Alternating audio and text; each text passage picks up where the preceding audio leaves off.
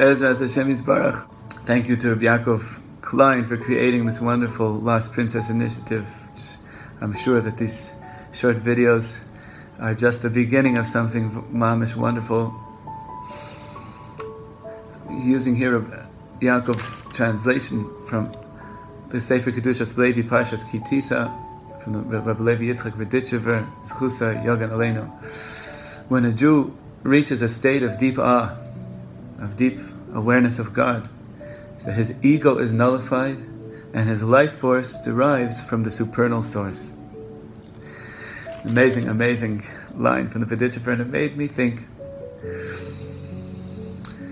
of how in Judaism we have such a wonderful intersection between the x-axis of the way we relate to each other and the y-axis of how we relate to God. How can we achieve this kind of awe that the V'ditchever is speaking about, that nullifies the ego, gives us life energy from above? A big part of it is how we relate to others. I want to point out an amazing teaching on Deuteronomy chapter 10, verse 19. Pasuk says, "V'ahavtem es hargel ki gerim hayisem v'eretz Mitzrayim." You shall love, literally, the stranger, for you were once strangers in the land of Egypt. It's referring to converts, but the word simple meaning is gerim. You shall love the stranger. And Rashi says, "Mum shebecha al tomer lechavercha." A blemish that is within you, don't point out to your friend. So the simple meaning here is that we Jews were once strangers in Egypt. And so nationally we have like this national memory of having once been strangers.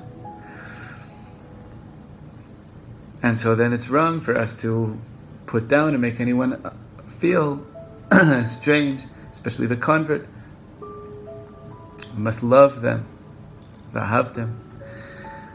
My Rosh HaKol Rav Aaron Tabak Shlitak pointed out something very wonderful that brings it a little more into the present. Mum shebecha, the Gemara says, that Rashi's quoting, Mum shebecha, al tomer lechavercha, the blemish that is within you, mamish. What does that mean?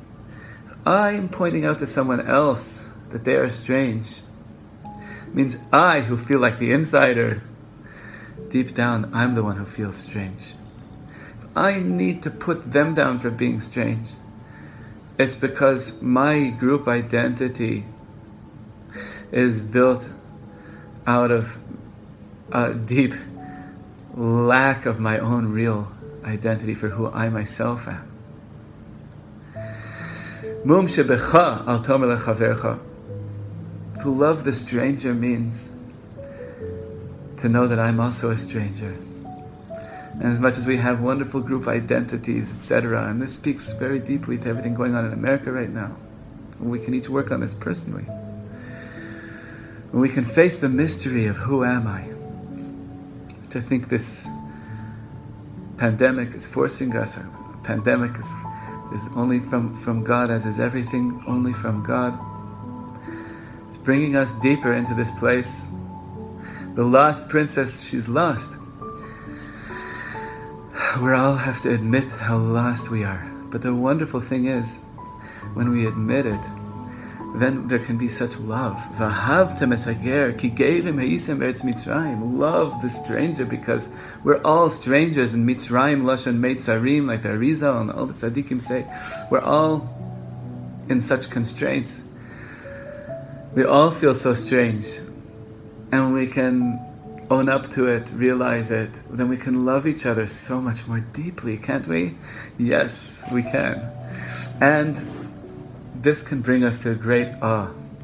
This can bring us to a great awareness of Hashem, as the verse about loving each other, v'ahavta l'recha kamocha, love your neighbor as yourself. The verse ends, Ani Hashem, I am Hashem. That when there's that real and true interconnectedness, then God is there. Then our which means God is everywhere. When God is there, means our awareness of God is so heightened. So Bez Hashem, to be blessed tremendously to reach that deep awe through acknowledging our own strangeness and loving each other within it. Chaim, chaim.